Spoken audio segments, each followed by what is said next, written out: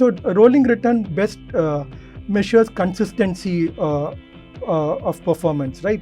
On that basis, India scores quite well. So if you see, we have two charts in the article. One is performance over the last 1 year. India ranks at rock bottom, okay, when you compare with some global indices. But with the same indices, you compare the rolling returns, 5-year rolling returns, and you compare them, compare their performance. India is third from the top, okay. So we are doing quite well, okay. We are among the few countries that has not given negative returns on a 5-year rolling basis.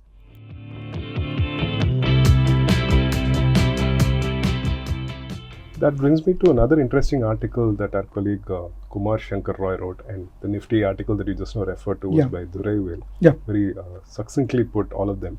And Kumar actually talks about the value of SIPs. Yeah. So to somebody like me who's not an equity research analyst, I always thought that SIPs, help you even out.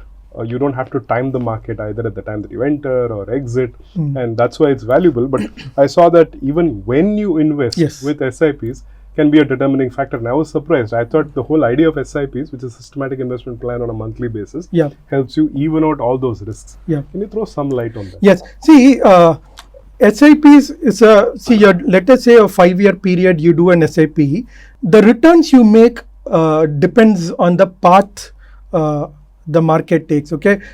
There is something called a Brackenstone curve in physics, okay, where there are different ways in which you drop a ball from a point A to point B. One is a straight angling line, the other is a curved path, the other is a semi-curved path. So there are many, and you would be surprised that the one with more ups and downs actually has a better performance actually. That's because you go up, you fall down, you gain momentum. There are times like the angle from which you fall, the height from which you fall, although all of them start at the same point, at the same speed, okay. They're pulled down by gravity. The balls are pulled down by gravity. But the speed, momentum you gain up and down makes a difference, okay. So the same thing is with SIP also. Your starting and ending point of the index that you are doing an SIP on could be the same over a 5-year period. But in my view, the theoretical best part for your SIP would be, so let us say a 60-month SIP, okay. The index keeps going down for 59 months. And in the 60th month, it zooms to that end point, okay. That is where you are going to make the highest value. So think of the alternative of this. The index goes up in the first month you start your SIP, and then it is flat till the end. You're not going to make returns. So the path you take, so my colleague Kumar Shankar Roy did some interesting analysis. So he actually used AI to model 4 different scenarios. And we will show in the chart the different scenarios, and you can see from the chart actually. So how point to point the performance of the index is the same, as you can see in the chart, but the returns are different. All right. So this is something that we wanted to bring it out in this. So when you are making an SIP, it is important to understand the math. The math is different from the prose, which is what I always say. It is so nice to sell any concept with prose, okay, but it is important to understand the math before you succumb to any marketing strategy, okay. SIPs have made a phenomenal positive impact over the last 2 decades, but it is not flawless. So please understand the math, which is what we wanted to explain the readers. I urge the readers to check out the article in detail at the hindubusinessline.com/portfolio because there is wealth of information that I feel every investor needs to know. There are many tables in which Kumar Shankar Roy has explained the historical performance of multiple indices on a 5, 7 and 10 year basis, how the SIPs have performed. And there are certain indices where the longer you spend, the chances of your subpar returns actually increased. Okay, so there are many interesting data points in that. So please do check it out. And if you have any questions, please write to us at bl.Portfolio@thehindu.co.in. So now I'm going to dive in now from a 30,000 foot level. Uh-huh. We've had some discussions. Yeah. Let me go to a specific stock that our colleague Nishant Gopalakrishnan has commented on.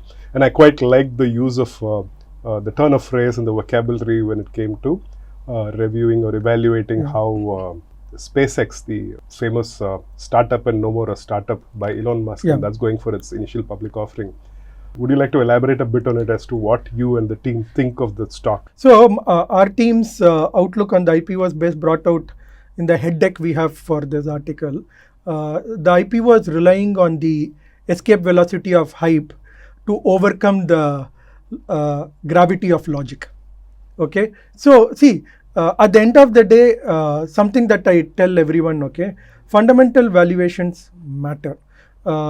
You can escape the gravity of valuation for a certain period of time, but eventually it will have to come back to earth if you've not actually moved out with an escape velocity that defies gravity.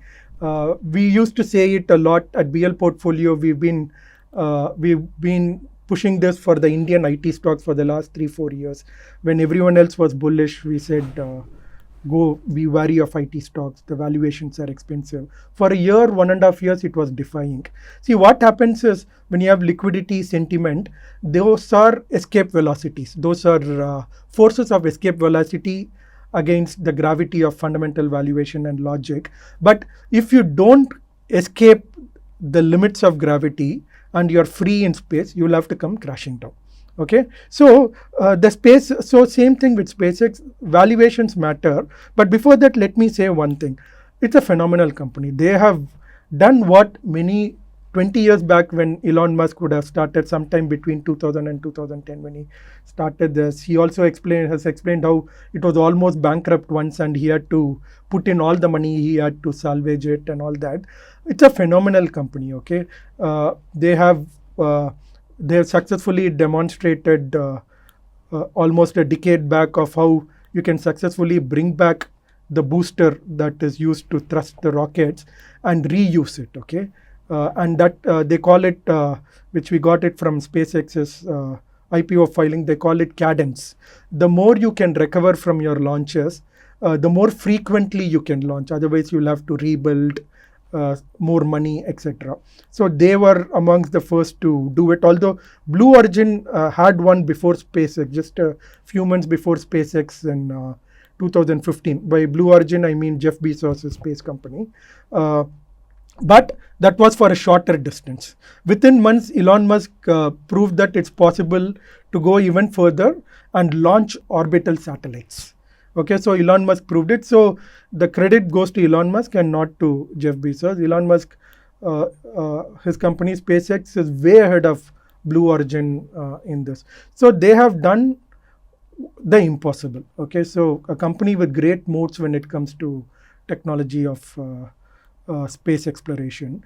And of course, they have a very successful satellite internet business. So it's a great company. But for anything you pay, the price matters. So they are now looking at a valuation of 1.75 to 2 trillion. That's what media reports from the US are indicating. Its revenue in calendar year 25 was 18.5 billion. All right. So you're looking at an irrational revenue by you're looking at an enterprise value by revenue multiple of close to 100 times, enterprise value of EBITDA multiple of over 250 times. It is unprofitable at the net level. So they're EBITDA positive, but it's still an unprofitable company. Sure, that appears a bit too much. I mean, you can't demand such excessive valuations. Here I would like to quote Jeremy Grantham, value investor. Jeremy Grantham is famous for spotting the dot-com bubble, the Japanese bubble prior to that in 1990. A great value investor who's made a huge name for himself. So he was one of the people who's been concerned with the market valuations, the rise in the technology stocks over the last 2-3 years. And he still has a warning for exuberant investors. On Tesla, when he was asked that many value investors were wrong on Tesla, like 2000 18, 19, many took a bet against Tesla that it would go bankrupt, but it didn't. So when Jeremy Grantham was asked this, what did some of the short sellers get wrong on Tesla? Jeremy Grantham said Elon Musk was a wonderful propagandist who generated money out of thin air to make Tesla succeed. So for Tesla to get past the finish line of success, it needed inflows of money. Okay, that money wasn't coming in through internal accrual. They were burning money, and many would have been concerned that this will not succeed. But Elon Musk was able to convince many investors. Okay, there was a cult around him, so he always had the support of those in that cult. But a cult alone cannot generate money for you. You need people with serious money to give you that money. So Elon Musk was able to do it. So is that confidence overplaying in SpaceX is the question to ask. I think it is simply because SpaceX can comfortably survive on its own. Its balance sheet is good. It wasn't like Tesla of 2018-19. But what will happen to the stock? Can it do well? We are skeptical. We have no clue about the short term, how it will do after the IPO. But there are huge valuation is ridiculously expensive, as I mentioned. Already laid out the numbers to you in terms of EV by EBITDA of over 250 times, EV by revenue of close to 100 times. Growth is not that great. The thing is, it's going to be a real tough for investors to make money at the valuation numbers that are being quoted, simply because we are not in the 2018, 19, 20 era today. That was an era of low interest rates. See, countries like Japan had negative interest rates that time. So for a Japanese investor, any stock with a remote chance of success is still better than buying the bond where they're going to lose money. Even German bonds had been negative for a while. Today you are in an era where bond yields across the world are going up. We've 3-4 years we've had a high inflation. It's now shooting up again because of the war. And government debt has gone up a lot. So there is that again is going to create more pressure when it comes to further spending amidst inflation. So you are having risks of a stagflation and at the same time commanding this kind of a valuation is not the same as 2018-19. So you will need a different kind of propagandist. Okay, I think even a propagandist like Musk of 2018-19, 5 times or 10 times that power can still not justify current SpaceX valuation. The company is betting a lot of its value on XAI, which was merged into SpaceX last year. Now here again, XAI is way behind peers when it comes to artificial intelligence. Okay, its spending on computing is a fraction of what a Google or let's say OpenAI is spending. So this funding is to grow their AI business. Their space business appears to be well set. Okay, but with all this, they're making around 18 billion of revenue and commanding 1.75 trillion dollars of valuation. I think that's too excessive. So you need a massive escape velocity that only hype can deliver, but next to impossible for hype to make you past the take you past the border. So I think it's going to be challenging. We'll wind out this episode with just one more question. Since they used to say if America catches a cold, the rest of the world sneezes, or vice versa, as the case may be. With the Federal Reserve Chair designate, Mr. Kevin Warsh, he's coming into his tenure shortly. I'm sure there will be an impact on US equities and then the global price of gold as well. What I do remember reading of him is he's a dove when it comes to cryptos. And then, of course, the impact of those interests there, how that would impact Indian equities and then the price of gold. See, one thing, so we published an article on this also on our page 3 in our May 17 edition, because that is when Kevin was confirmed, although he was sworn in the recent week. See, very simple, okay? This is something that I learned via my analysis while writing many articles on gold over the last 5 years. Whenever central banks and governments are irresponsible, gold does well. Okay, whenever central banks and governments show responsibility, gold does poorly and equities do well. Okay, so it's very simple. You'll have to look at the data to identify how relatively one is attractive or etc. But this is the simple logic investors can take home with them. Okay, so the 1970s was a period of terrible equity performance, excellent gold performance, irresponsible central banking in the US, where the Fed governors of that time did not crush inflation. They prematurely reduced interest rates, hoping that inflation will get sorted out. It didn't. Then there was a resurgence of inflation, and then gold just shot up. Okay, the government was also irresponsible. Nixon took the dollar off the gold standard because they were spending so much. They knew they can't back all the dollars with gold. Okay, then Paul Walker came in as central banker. He crushed inflation. He's known as the inflation slayer. He crushed inflation with such ferocity that for 20 years it was under control. Okay, for 20 years from mid 80s till early 2000s, it was under control. Excellent. Till the dot-com boom, equities did great.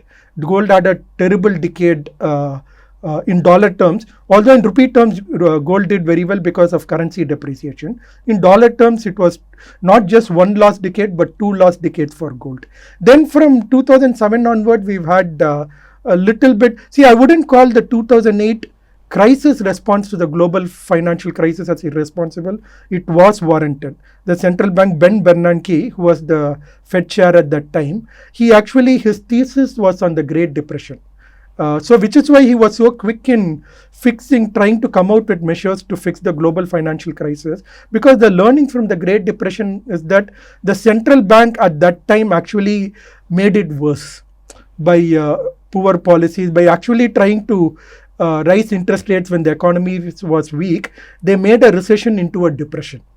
Okay, that's what happened in the 1930s, amongst other things. Okay, so Ben Bernanke, being a student of the Great Depression, he knew what had to be done, and he did it brilliantly in 2008. Although he was, I would say, responsible for not spotting that a crisis was brewing in 2007 or 6, which in some investors chronicled in the Big Short book and movie did. Okay, so to that extent, Bernanke was actually made a mistake, but then he made up with the policies. But the problem was the easy money policies, quantitative easing, ultra low interest rates, extending it beyond what was required, resulted in gold again beginning to do well.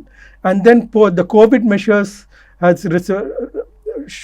post-COVID measures, right, where the US Fed called inflation as transitory when there was clear evidence it is not transitory. In fact, we interviewed Mohammed El-Erian, the former co-CEO of PIMCO at Businessline in 21 May, and he said, I'm 100% certain inflation is not transitory. It's time to increase interest rates, reduce quantitative easing. He said that in May 21.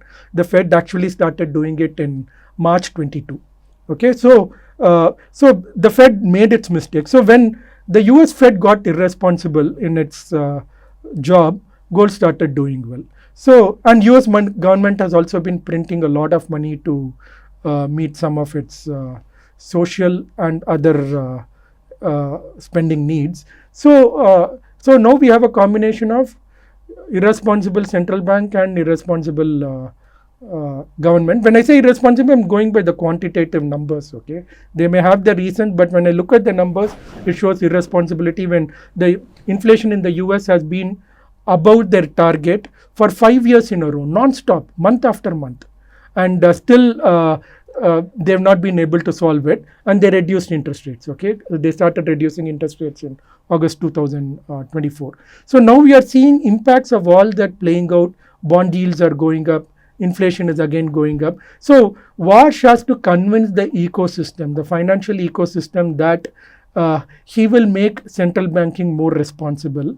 But the way he has had the way he was he was actually made the governor, it is obviously he would have had to say a few things that Trump would have liked him to say. So that means investors may not be convinced on how he is going to be.